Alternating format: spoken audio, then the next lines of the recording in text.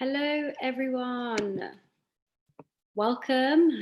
So I hope you're doing really well, and I hope you are staying safe and ready for today's talk. I want to welcome you not only to the settee, but also into the front room, which is the beginnings of an ambitious, long-term neighbourhood platform in Birmingham to be designed. Hello, everyone. And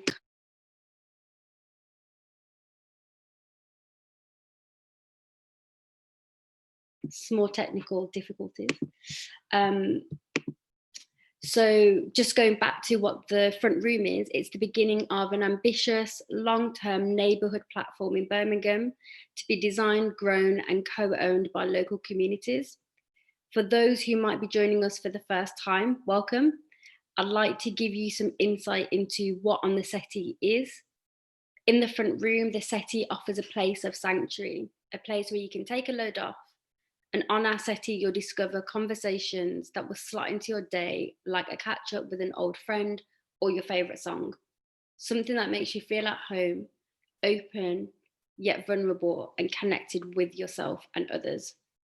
This next chapter of On The Settee brings together intersectional practitioners that are shaking up the fields within which they work, not only through what they do, but also by being authentically who they are.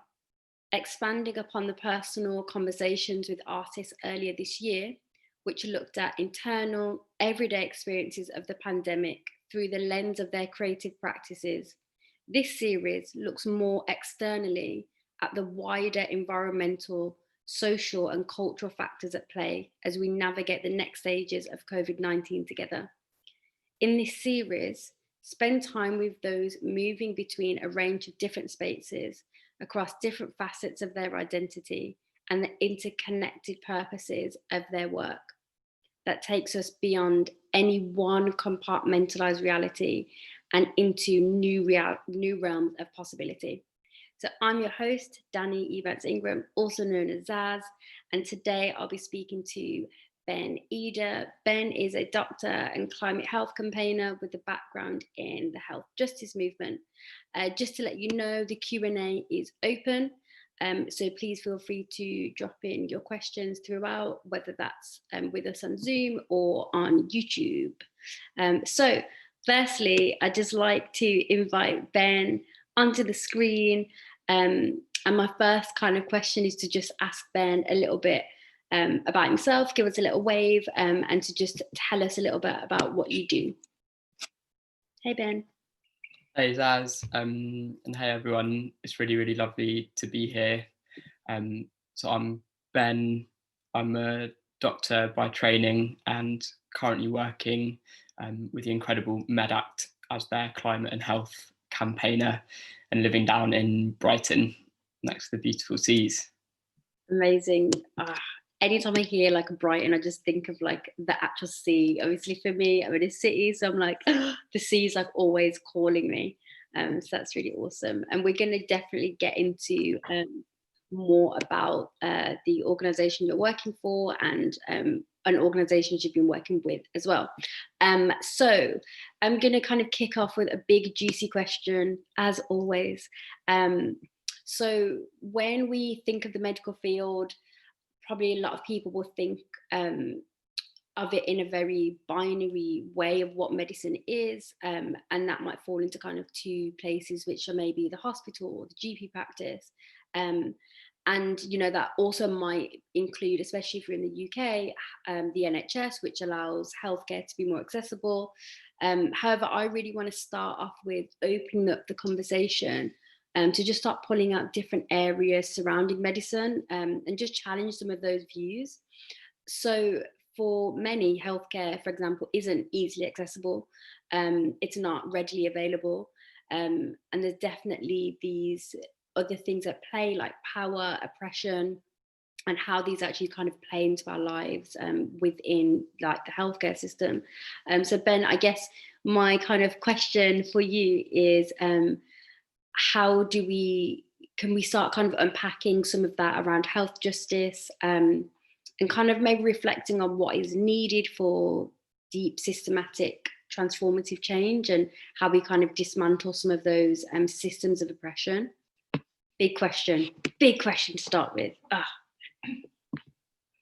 Thanks so much, Saz. Yeah, big question to start off with. I suppose maybe like where to start with that is thinking about what do we mean by health and care, and what do we value in our world and society. And I think COVID, and just really acknowledge it's a really difficult and uncertain time for everybody at this moment. And I think COVID has really kind of, even further than it was previously, but connected everyone to the importance of health. But also within that, of what health means and how is people's health shaped, and how it's shaped by the communities that you're part of, the economic, social, environmental conditions in which people live. And then, yeah, absolutely, as you said, of kind of coming back to thinking about power and those kind of structures of power and systems of oppression that shape people's health, and kind of all of those inequalities in people's health existed before COVID, and have been there for forever, and that's because kind of the current way in which our society and system is created is rooted in that some people's lives matter and other people's lives don't, and that is like rooted in an economic system that is founded upon racism and colonialism, and extractivism and the patriarchy, and like I as a white male cis man, I embody a lot of those kind of features of where society is like structured towards. And I think it's poignant, as you say, kind of going back around like who has access to health and who has access to care. And there's a national weekend of action going on at the moment, called Solidarity Knows No Borders, that's been organised by a kind of coalition of organisations, and that even in the NHS, which is something that like here in the UK that we value so much, that in theory everyone has access to health and care, but that's not the case, and based on people's immigration status, people are denied access to care, and that as part of a kind of racist, hostile environment policies. But those aren't new, and like whilst things have got worse in like recent years, and this goes back to what we were saying about kind of reckoning within the medical institutions around those structures of power, and what needs to happen is that the like modern day medicine and the NHS was like founded off the back of and kind of towards the end of empire and colonialism, and when the NHS was like first coming into creation, there was a lot of resistance, actually, I think, from medical professionals at the time, and going back before that, of how kind of modern day medicine has emerged because of violence against Black and brown people, through kind of research, like very unethical research, and exploitation. And I think, I suppose, like definitely within my training as a doctor, that is not something that is spoken about, like very, very rarely, if at all. And so I think if we're thinking about how do we move towards a place of health justice and of looking at health in beyond the biomedical model of illness, and looks at health as being rooted in your community, the economic, social, environmental conditions in which you live.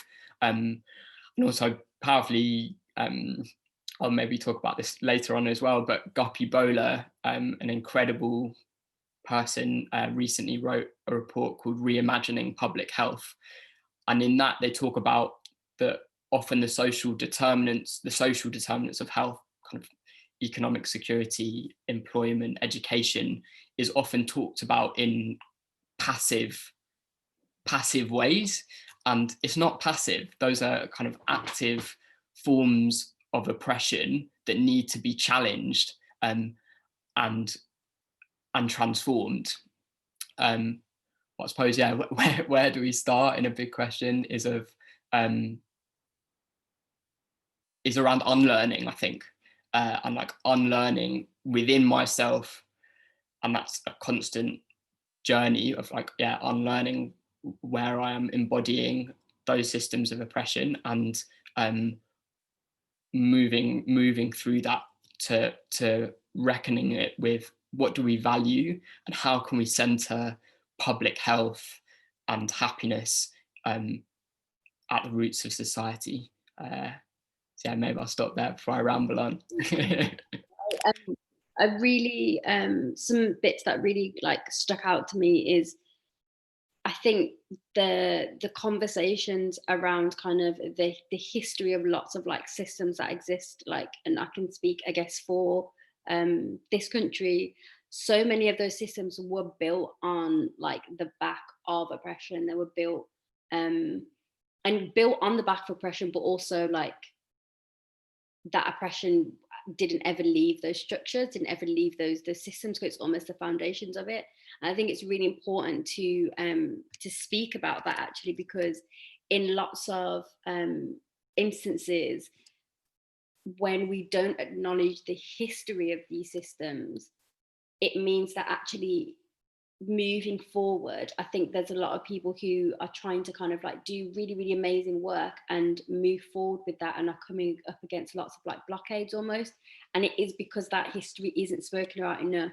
And especially in Britain, we very much keep those conversations very quiet, and almost say, well, that happened ages ago, so it doesn't affect now. But actually, because it hasn't been addressed, because it hasn't been challenged, it directly affects everyone that walks into like any of those systems, right? Especially when it's built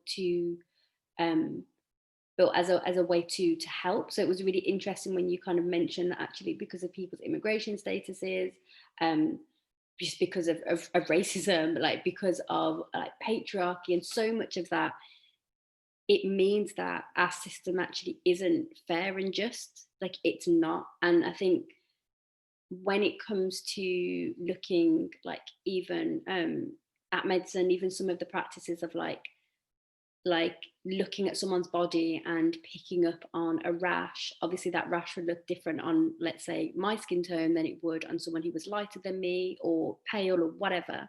And even that is tied into how we don't speak about race enough. And the not speaking about race, in fact, is quite a racist thing, because it is totally raising that conversation, and going into a space of care. There are so many kind of gaps within that. Like when we speak about care, we can speak about that in the space of self-care and self-love and self-da-da-da.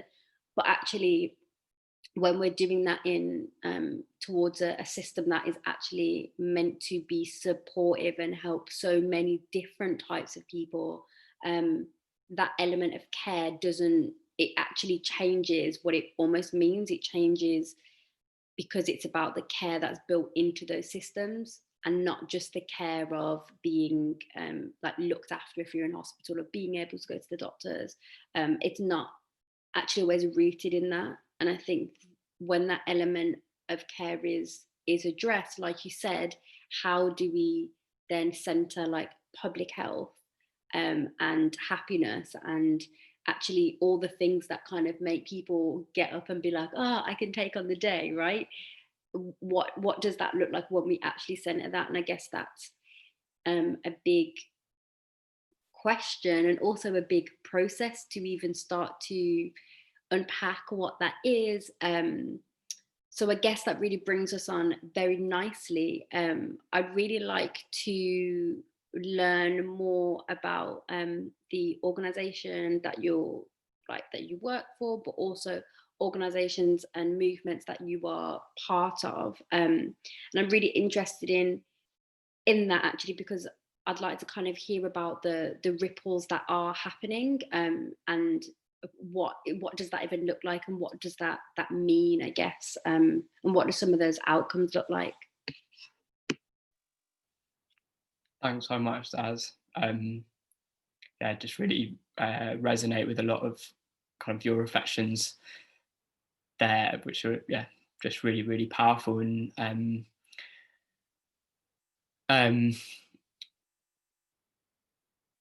just reminds me of how at the moment, like, how health is so individualized, and its blame and individual responsibility is like just honed in on, without looking at the bigger picture and of those structures that shape whether you have time and who has access to be able to do that, who has access to access healthy food close to them, and that is shaped by all of those structures.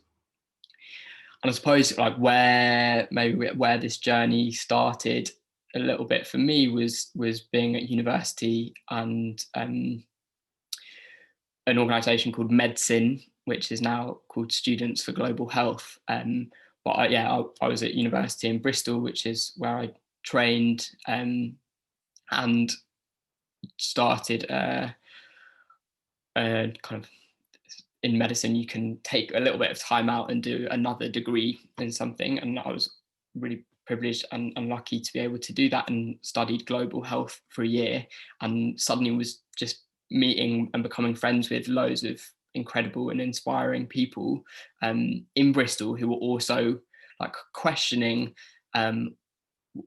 what are the roots, what are the causes of ill health, and how do we as part of the health community seek to try and do something about that. And then connecting with Medicine and now Students for Global Health, I was suddenly like awakened to this whole network and movement of students all over the UK who in their like local places were also like deeply passionate about these issues and how to tackle health inequalities. So that was like a really transformative part of, I suppose, like my journey, and meeting and becoming friends with people that I deeply care about and who I've learned so much from and with. And I suppose like bringing back to today, and then that like transition from being a medical student to being a doctor is really hard. It's really, really hard. And one of the things that kept me going through that was joining MedAct and becoming a member of MedAct, which is an organisation that works with the health community to ensure that everyone can exercise and achieve their human right to health. And in particular, I was working in London at the time, and was kind of deeply concerned about the hostile environment, and about people having access to healthcare, and so got involved with the MedAct Migrant Solidarity Group, where again, just like within London at that point in time, just again opened up my horizons to loads of other people that were like really angry about this, and doing something about it. And kind of over the last couple of years being part of MedAct and being part of that wider incredible group of people campaigning around the hostile environment. And important to say who those are. An amazing organisation called Docs Not Cops, of like grassroots health community who for a long time have been opposing these racist policies. Migrants Organise, who are just doing amazing work. the New Economics Foundation also have really supported this work and doing great work on it. But that really, and there was a moment where I was doing that work and yeah, just really, really passionate about it. And then for the first time, I actually encountered that in work, where I suddenly, a bill was presented to a person that I was caring for in the hospital for just like vast sums of money, without like any talking to the team that was looking after that person. And the family of that person approached me in tears, questioning whether we were doing the best for their loved one. And that really, really struck home for me of like one of the most powerful things in health is that relationship between the health workers and patients and their families, and that like element of trust. And it's such a privilege to be a doctor, and people share things with you and trust you. And I just felt that was broken, and I felt that I was complicit in this system, and of feeling powerless to do anything about it. But then it was working with kind of friends and colleagues as part of this wider Patients Not Passports campaign.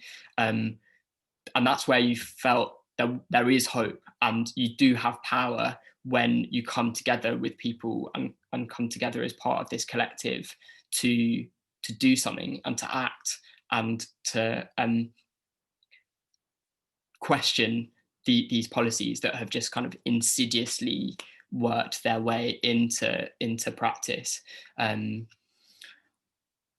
yeah, I was really, really grateful. Yeah, and still am really grateful for all of that, and still kind of part of that today. And we were down on the beach last night in Brighton, holding a vigil for Jimmy Mubenga, who this weekend, it's the 10-year anniversary of Jimmy Mubenga, who was being deported to Angola, and died on the deportation flight by G4S security.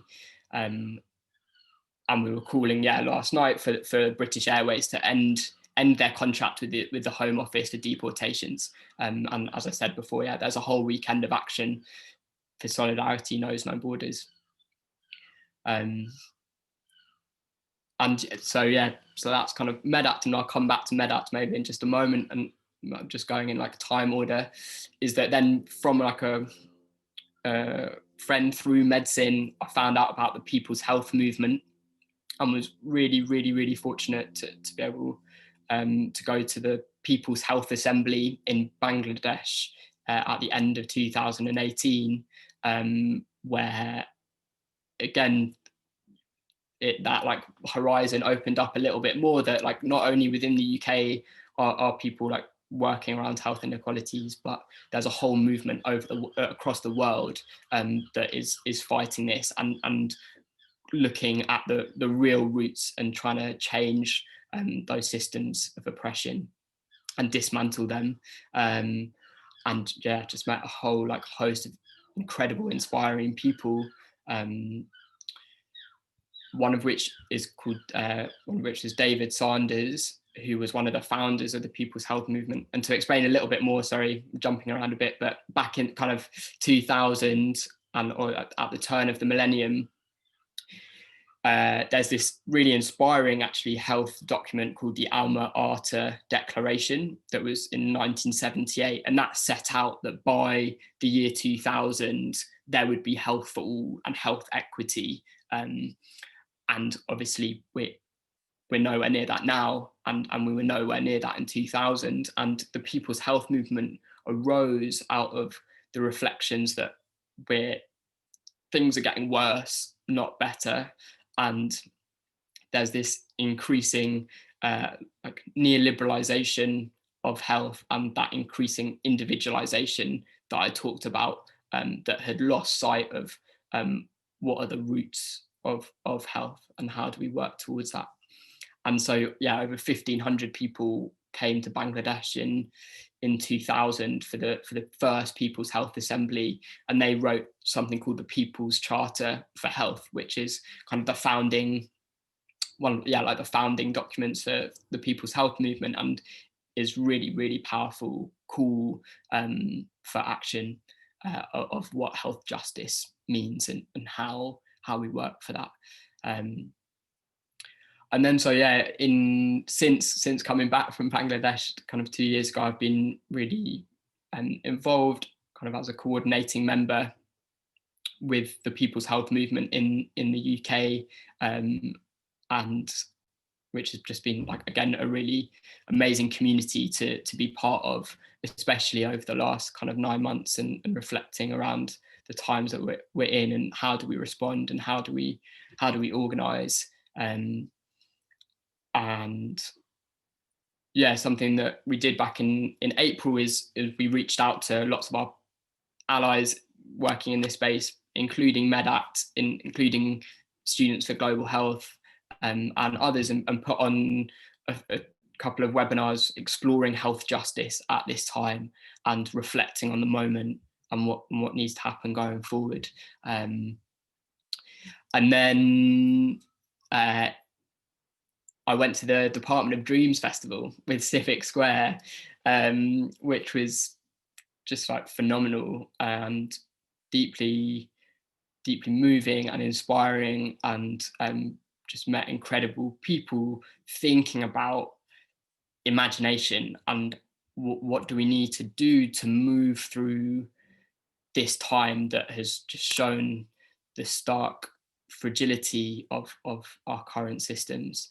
And yeah, it was, like, inspired. I went to a session with Phoebe Tickle on moral imaginations, and with Natasha Rowona on maps and manifestos, which is where we met Zaz, which was wonderful. And just, yeah, people just, I don't know, transforming the way things are, and, like, doing that in a way that moves beyond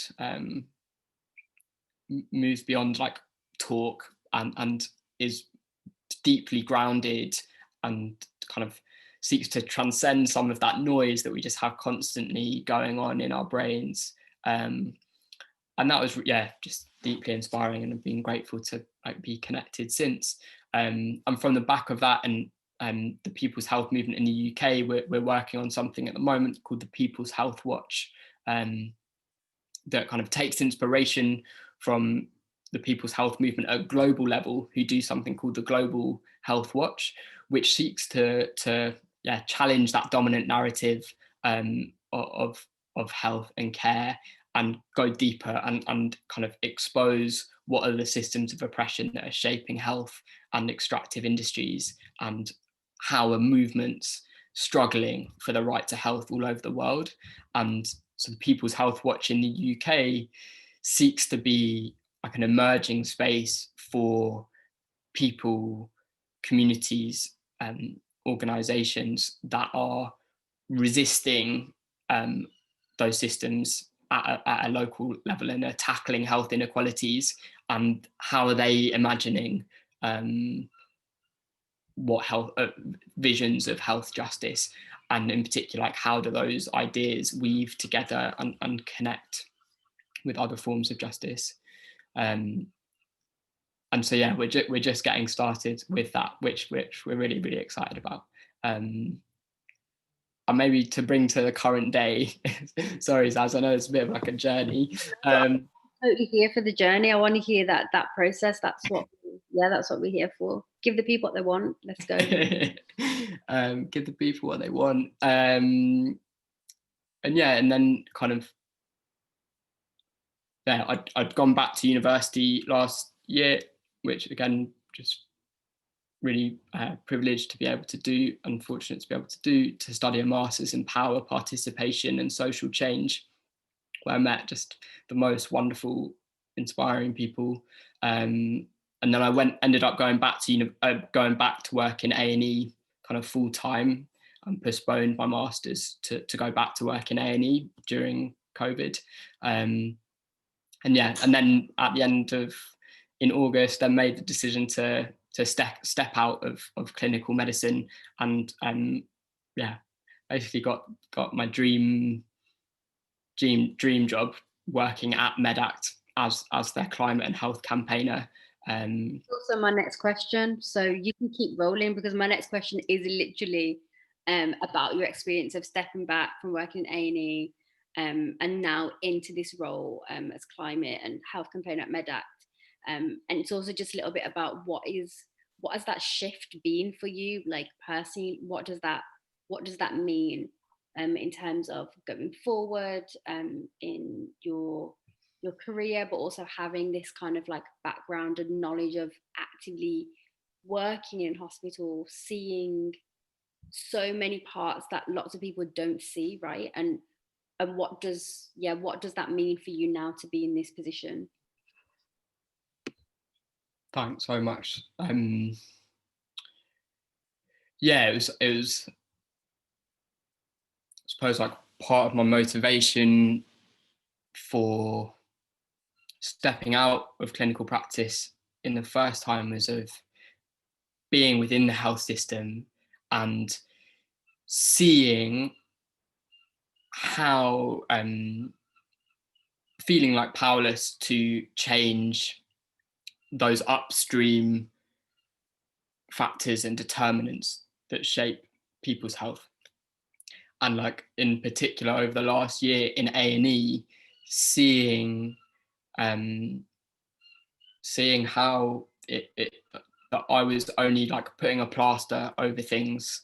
And first of all, the thing to say is like people in A&E are like incredible. I have so much like admiration for the health workers and everyone who works in A&E and like the work they do and in healthcare. I think for me, I like really struggled with not being. It's not the place to think about those upstream determinants of health, and just felt super powerless that this person shouldn't have ever got to A&E, and something has gone like deeply wrong in the fabric of society for that person to be there. And how do we try and work at that level and work upstream? And that's about public health, really. Looking at a vision of health that is rooted in all of those things that I spoke about before. And then made the decision that actually I was really struggling working in A&E, and I really took home a lot of that with me, and I suppose wasn't happy and found it really, really difficult to do that, and struggled with it. My partner Anna wouldn't have got through it really without her, and coming home and just like offloading so much all the time. And then it was like, how do I organize? How do I work at that public health level and do it as Guppy speaks about, is that this is an active thing that we need to organize against and organize for. Was just feel so lucky and grateful to have got this job at MedAct as their climate and health campaigner. Working alongside just some really inspiring, incredible people, and thinking, I suppose I haven't maybe spoken about climate that much, but all of those that economic system that I've spoken about that is like driving health inequalities is the same economic system that is based on extractivism and is driving climate breakdown at an ever more like urgent rate. And we see the same challenges of people's health problems are individualized, and therefore the solutions to climate change are also individualized. And that is because those people in power want the status quo to stay the same, and don't want to address the roots of those inequalities, because it means that they're going to give away power. And so what we're doing at Medact, and big shout out to my colleague Rob, who's the climate and health organizer, who's and my predecessor Deirdre, who've been doing amazing work over the last bit of time, is building that health community and using that public health approach and that health voice to try and like transcend those usual lines, and using that health voice to transform the economic system so that it puts the health of people and planet over profit. And in particular, at the moment, we're doing a lot of thinking around the Green New Deal and how like a public health approach to the Green New Deal can do what that first question you asked about, like how do we bring about deep systemic transformative change, is and that's like one of the things that we're working on, which is super exciting. And I've also that's what we're doing at the moment, and working with amazing people within the health community to think about that and like build our values of what's that struggle for climate justice and health justice looks like. And just, sorry, going back, like linking to what you were talking about earlier, of like, we so often don't talk about history and those struggles. And that's been one of like at the roots of Medact, and like kind of the values that underpin that work within climate justice, is that we also don't often talk about the movements that have been struggling for centuries against these systems, and that we're not starting from scratch.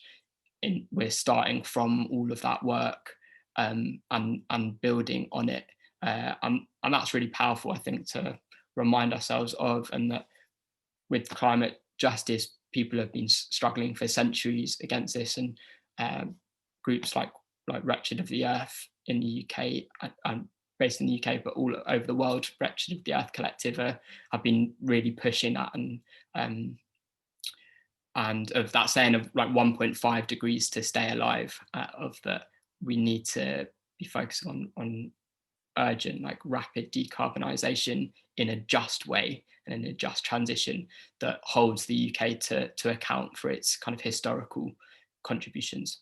And this is the thing, like it is that it is a lot about those historical contributions, right? Like everything you said just really hit home, in the sense of like, this isn't something that is just new. It's not something that's just like happened in like 5 years and everyone's like, oh my gosh. No, like it's been happening.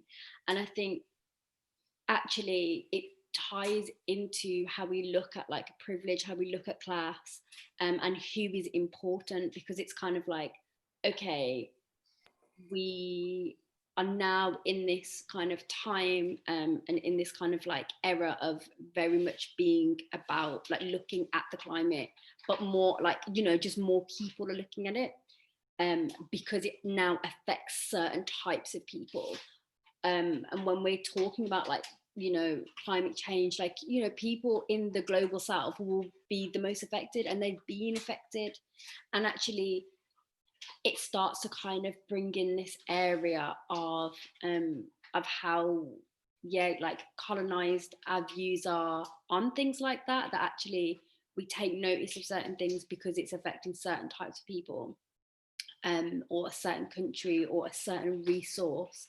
And I think when we really look at how extractive things are and have been for so long, there is no way to kind of doubt that actually the people that have benefited from these types of extraction are really just in this place of power that they hold so tightly, that that's why there are so many organizations that have been doing this work for years who have been struggling, because like you said, there's this shift of power. Someone has to let go of something, right, in order for it to open up this conversation and really tie into the bigger picture. And actually, no, not many people want to let go of that power, especially the people who are really extracting, or the organizations or the systems that are so extractive. And I think it's really like important to kind of remember, really on the back of what you were saying, that this isn't just a new journey, it's been happening. And it's interesting to kind of be speaking to you today, especially about, you know, like health justice in a way that like I'm now thinking about it from a different perspective, because a lot of my like family have always like worked in the NHS and worked in healthcare, so it's very much tied to who I am and how I see things. But actually, when we are really kind of peeling back the layers, it's really important to kind of be ready to see the rot almost, and be ready to kind of acknowledge what is happening, because the thought of someone receiving a bill for their care is not something that I've experienced. But if I was in that situation, I couldn't even imagine being able to understand what is even happening, especially if there's like, you know, you're in a place where there are people next to you not getting this bill, or, you know. So really appreciate you like touching on that. And it's really great that actually through your experience of kind of meeting new people, be like kind of being in spaces where people are thinking very like broadly, and also thinking broadly but making those small changes on like different types of levels that actually are creating those ripples. It's really inspiring to hear that, actually, because I can only imagine with a job where you're working in a hospital, obviously, like, you know, and it goes into class and it goes into what we like think about in terms of job wise. However, you know, the pressure that comes with that, the pressure that comes with being in a job role that has that type of skill level, I think those pressures actually are sometimes minimized because the job role is deemed as like, you know, like top tier basically, by society. And I think we actually stop looking at what that pressure actually does to the people doing that role, because we're all human beings, right? And you go into a job like being a doctor because you want to make change, because you care about what you're doing, and like you said, really that connection with like your patient and with you and who you are, and like being empathetic, understanding and truly caring. Once that relationship breaks down, I think that is, I can only imagine how much of a big deal that is, and the bigger kind of breakdowns almost that creates in your whole understanding of what you do and why you're in this profession, and what that means. And I think that in itself is already just kind of difficult because of the other pressures too of working in a hospital in that way. So yeah, it's really great to hear kind of the work that you're in now, and but the process of getting there. And I know when we were kind of like we were talking about what we might speak about, we kind of spoke a little bit about process, and actually the importance of that in your kind of experience is that you were able to be in a space where you were able to kind of acknowledge like certain levels of privilege and acknowledge all of those things while unlearning, relearning new things, connecting with different people, and really hearing the wider narrative, and maybe not wider, but a different narrative of actually what people are experiencing, and then just being able to meet people that are really doing that kind of like work, because I think sometimes it's really easy for us to have conversations about things that are happening, but actually to be doing the thing, that in itself is really ridiculous. I mean, it's so hard, it is so hard, but to be in a space where you're being able to do that is really, really awesome. So I'm going to go on to my next question. So it's another big one, Ben. It's another big one. So when we were kind of like planning this talk again, we were thinking about some of the topics that we wanted to speak about and explore. And there's something that stood out to me, and it's about emergence and building deep relations and connections. But what it was this like quote that you'd put, and it said how movements intersect, how we move with intention and dance with abundance and appreciation. And my background is performance, and it literally is like something that I can imagine like reading out of like a book, like about movement and performance. Like I could totally feel that, and I actually put it into like Google, and actually like books came up about like dance practitioners and things like that. So it's pretty awesome. So I just wanted to kind of maybe break this down a little bit, and kind of firstly speak about like what emergence is, and then speak about kind of your views on building in a way that like acknowledges those intersects, and kind of in the different ways that we can build relationships.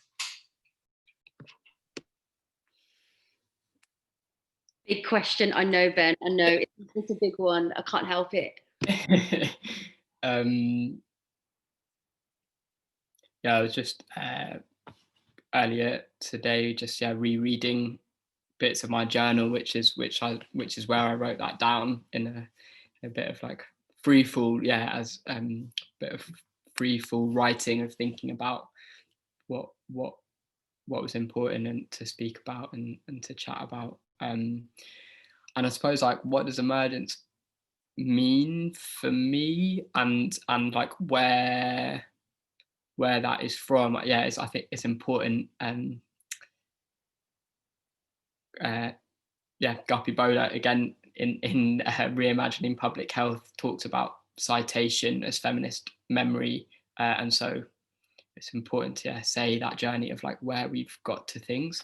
And I was really grateful a few years ago to speak to Guppy when Guppy was the interim director at Medact, just like reflecting of like my journey and struggling within clinical medicine and what might be out there for me to better like navigate and put my energy elsewhere. And Guppy recommended this book called Emergent Strategy by Adrienne Marie Brown,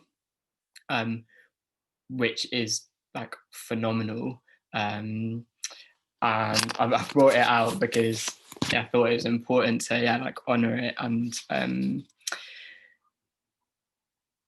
And Adrienne Marie Brown writes, but this is from a person called Nick Obolensky, that emergence is the way complex systems and patterns arise out of a multiplicity of relatively simple interactions, and talks about how emergence is at the minutiae of like talks about fractals. And an amazing person called Amin Kamlana, who's a GP in London, and someone who I've been speaking to recently and does amazing work, but talked about this and reminded me of it, that it's like from that fractals of like the minutiae of like what's going on, how at a fractal level, how does that relate to the big pictures and what we see. And I suppose that like relates to movements and how we organize in our relationships within the movement and with those relations, if we are trying to reimagine what this world looks like such that it's a more just and equitable, healthy, caring world, is that we need to do that on that relational level and embody that and practice that and prefigure it, and to act with each other how we wish those new visions of the world to be.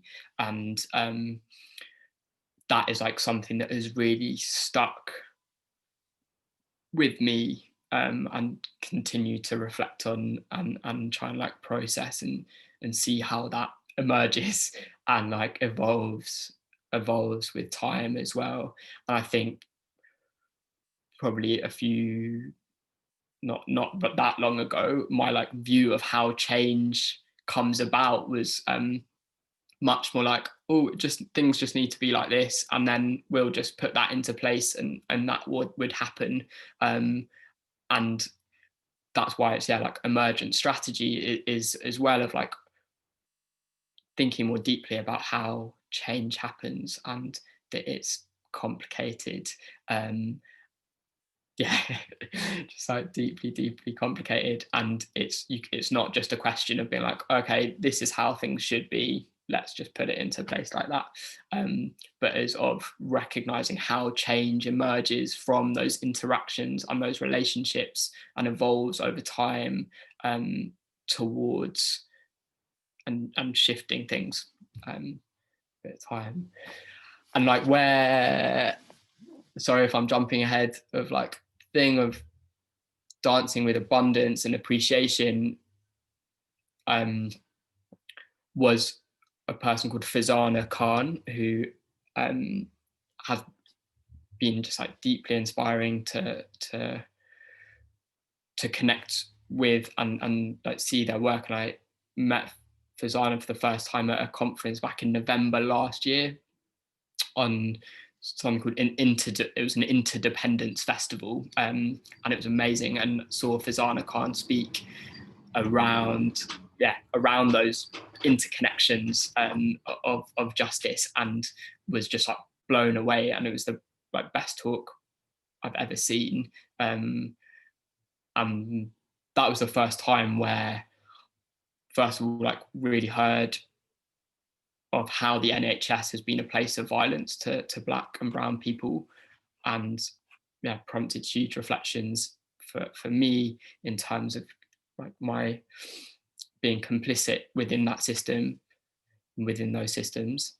Also, Fazana Khan talked about that comfort and transformation do not live in the same house, and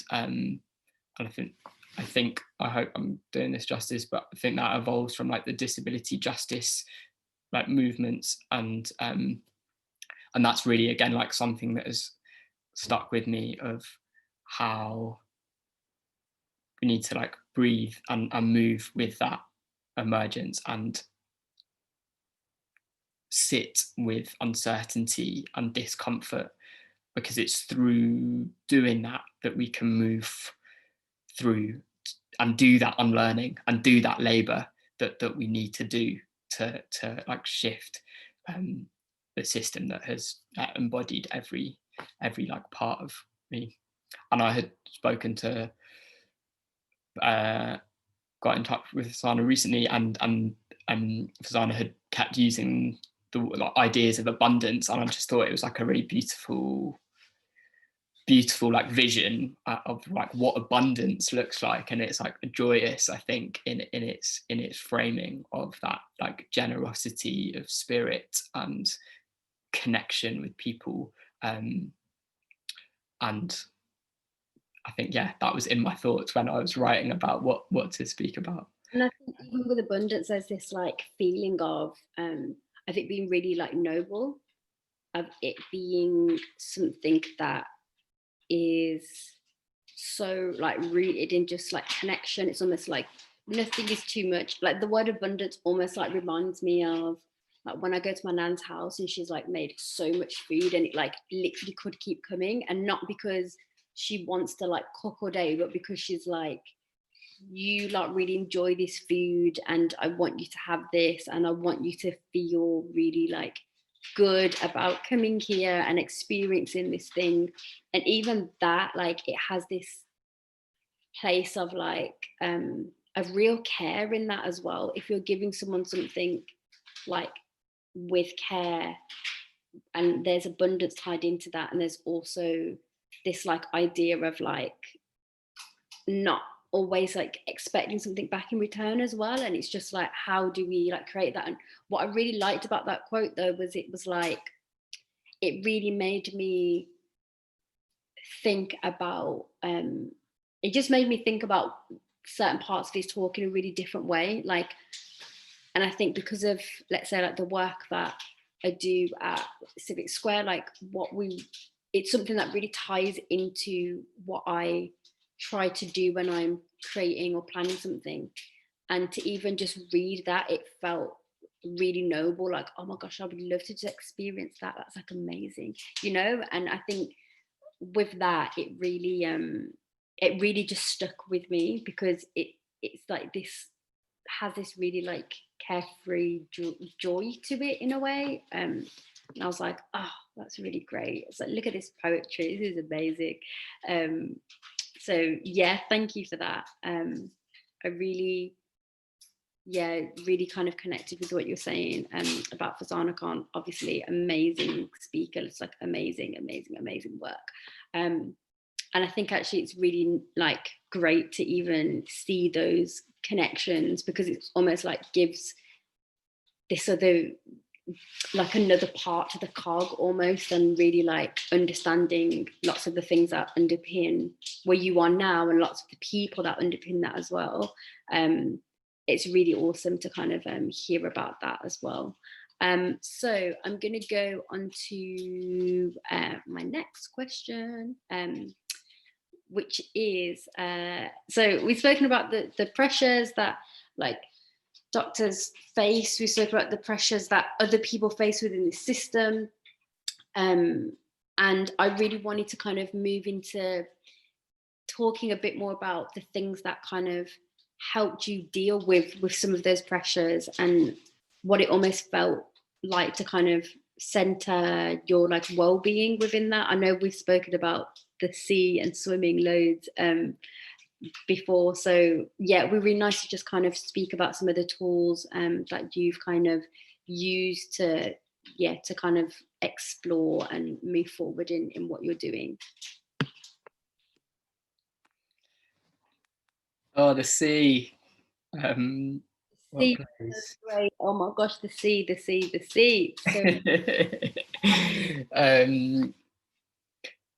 Yeah, thanks so much, Saz. As we've spoken about before as well, and I was going back a little bit with the masters. One of the modules that I was studying was something called reflective and creative practice, which is like a big shift and step out of my comfort zone from working in hospital predominantly, and of like challenging myself through that module of engaging with different practices, and the idea for it, and like didn't end up writing about it like formally as an essay, but had just started going cold water swimming more, and it's always like something that I've loved over the last few years. And yeah, my partner Anna is from Pembrokeshire in beautiful Wales, and has loved the sea and has inspired me through that, and it's a place that like we love. But yeah, this practice and the ideas of like putting that into practice was a moment to like re-engage and connect with the sea in a different way, and be really conscious of like everything about it. And so when I ended up kind of going back into work in A&E more full-time, I kept up going swimming, and I would go down in Brighton into the sea, and in particular like during lockdown it was a place of just a real sanctuary and abundance of like just like the sea giving so much, and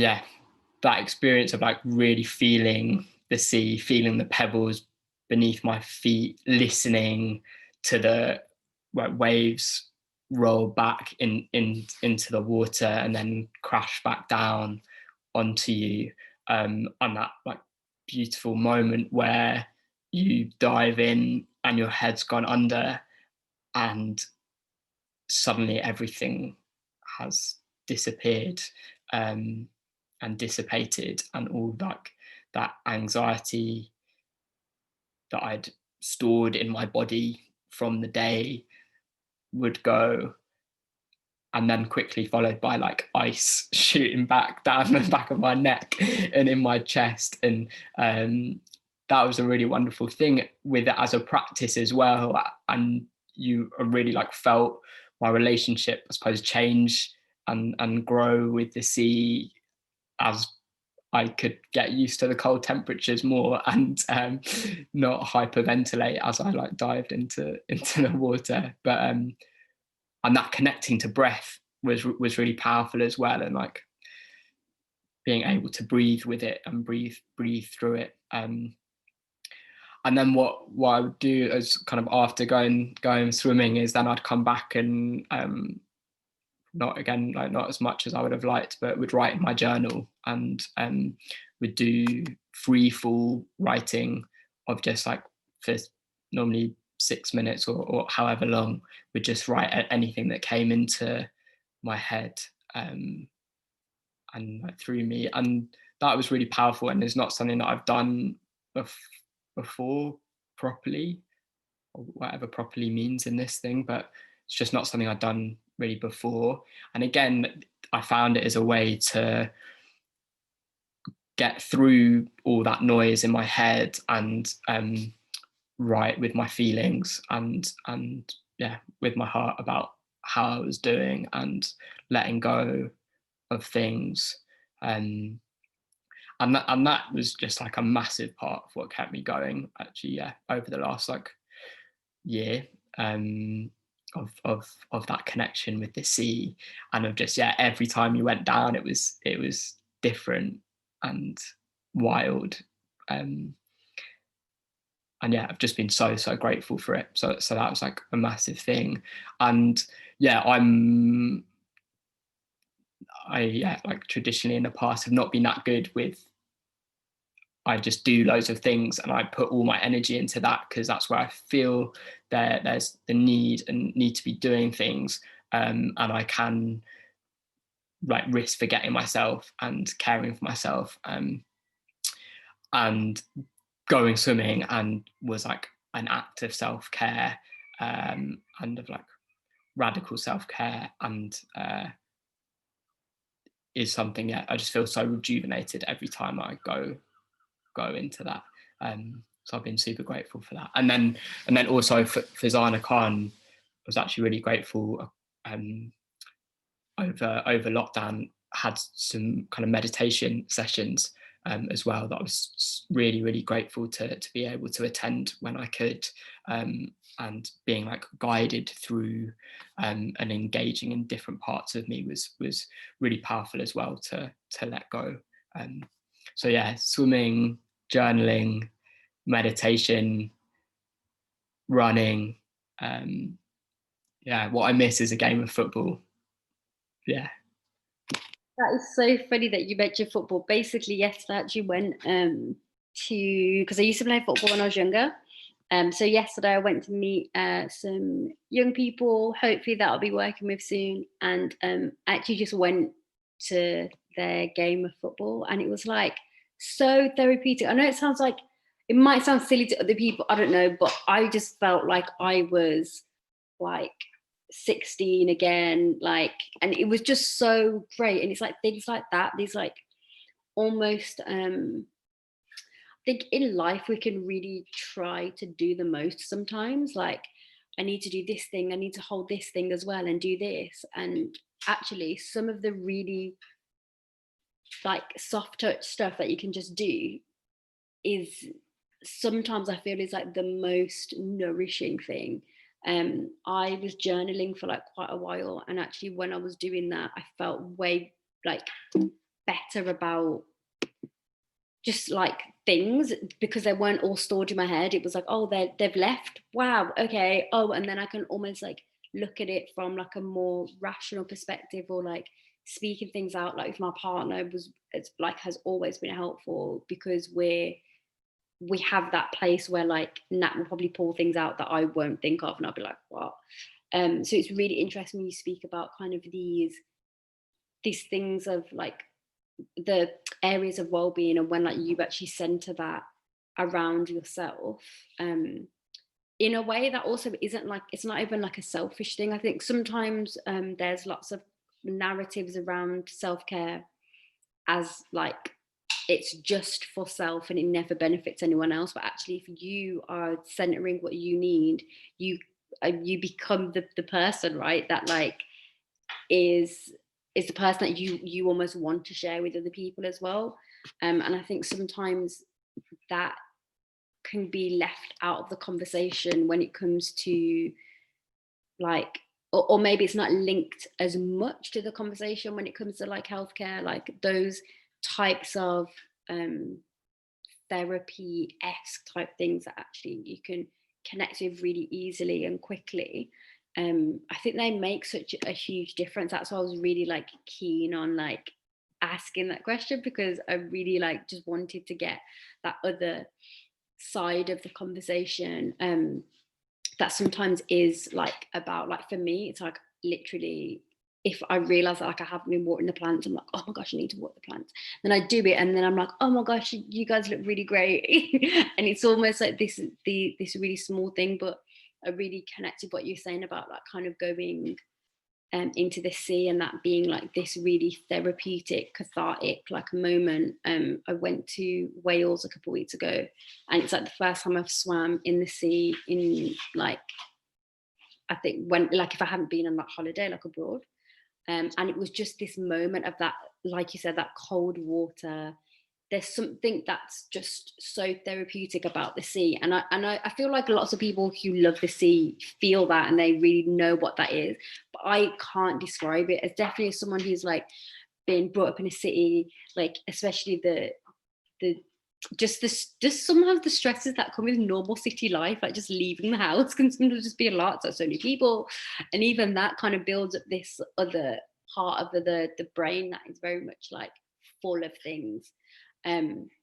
But yeah, there's really something about being able to take yourself out of the feelings that you're in actually, and like release some of those pressures by just kind of, yeah, taking that moment in yourself. And I think it's a really important part of care. And actually I think sometimes that can be taken away from people because of time, like because of lots of different systems of like having to work these amount of hours, or having to work these 2 jobs or these 3 jobs. And you know, there's so much of it that is really rooted in feeling like you need to find something that you can like almost hold down. So I really appreciate you sharing that, because I was just like, yes, Ben, we need to speak about this thing. So I've got my last question, and we've touched on this a little bit already, but this is kind of about who are the people that inspire you, that have made you think differently or understand things differently. This is the shout out moment, Ben. This is the time. This is the moment.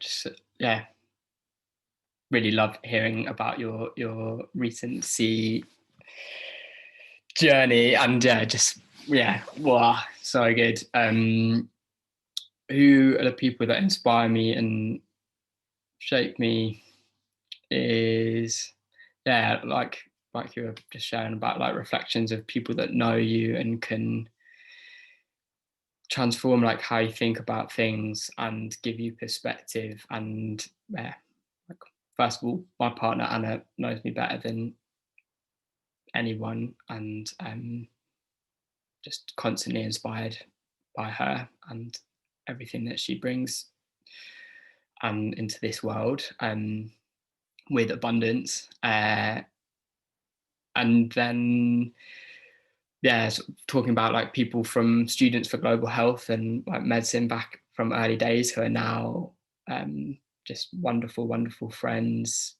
My friend Alice, who's just wonderful, and like is, yeah, just so wise, and we share our love for the cold waters together. So that's something that brings us together.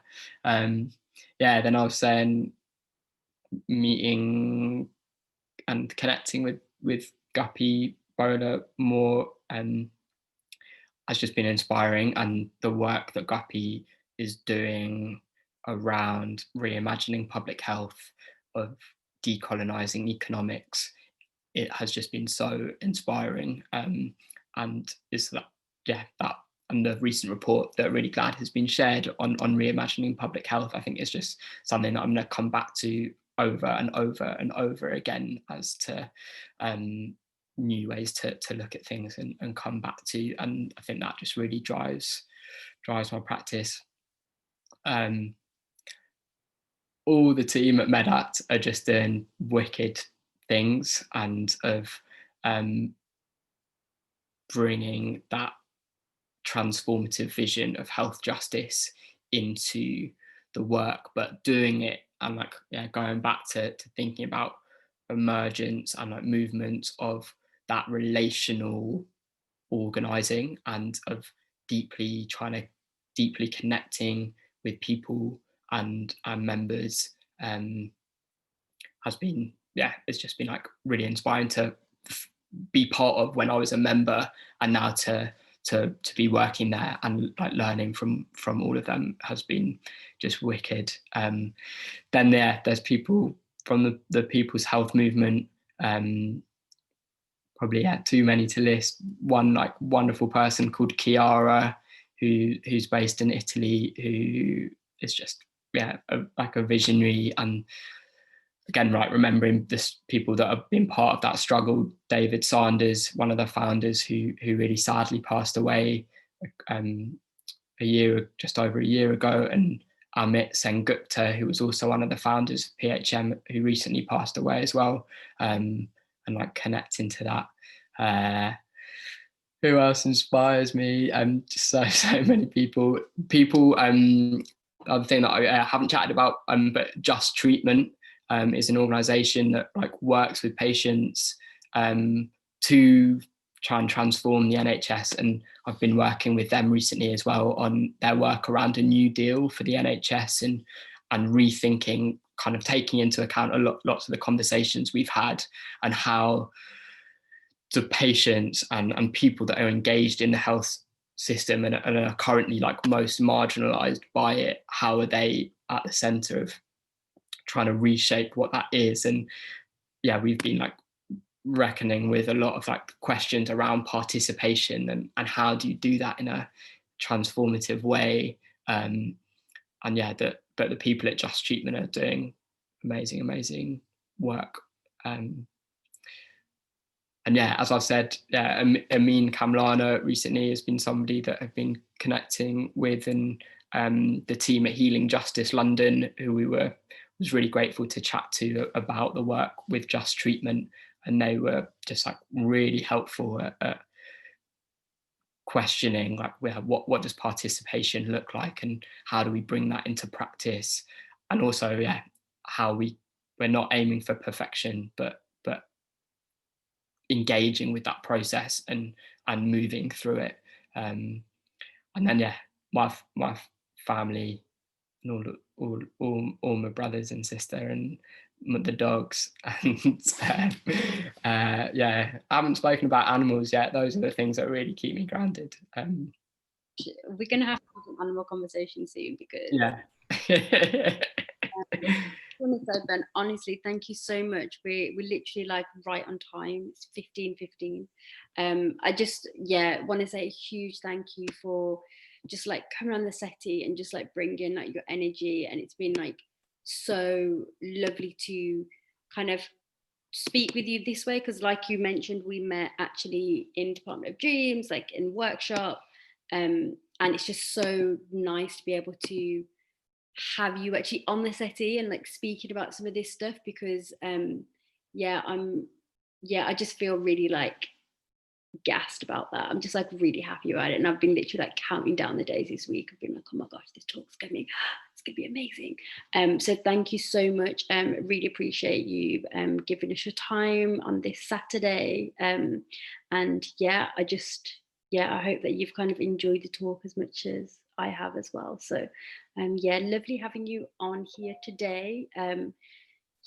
Thank you. Any closing words, anything you want to say to the people? Just thank you so much. Kind of echo all of that, Zaz. It's been so wonderful to chat and explore loads and loads of different things, and just looking forward to keeping connecting. And thanks so much to everyone. The last thing I would say, the closing thing, is get involved. I don't know if you can see my t-shirt, but I was wearing it. Is Solidarity Knows No Borders, and share things of for justice for Simba, who is this incredible person who's been subject to harm from the hostile environment and has been charged a bill of nearly £100,000 for his care for like a devastating stroke that he suffered a couple of years ago. And this weekend of action is to show solidarity and justice for Simba, and to everyone to sign the petition to get rid of the hostile environment and to scrap his charges. Is what I'd like to end with. But yeah, thank you so much, everyone. It's been just really, really wonderful, and so grateful for this chance to chat and speak with you all. Thank you so much, Ben. Thank you. Right, everyone. Thank you for everyone that has joined us on YouTube, for everyone that has joined us in the talk today. I really, really appreciate it. And this talk was the first talk 1 of 4. So I'm going to leave you with a screen of who we're having up next week, which is, oh gosh, I'm so excited. Kavita Porahit, who is an environmental engineer, and Kavita is going to be speaking on environmental justice and community impact and heavy industries as well. So please join us next week. Thank you for joining us today. And I am going to leave you with the holding screen. And yeah, thank you all.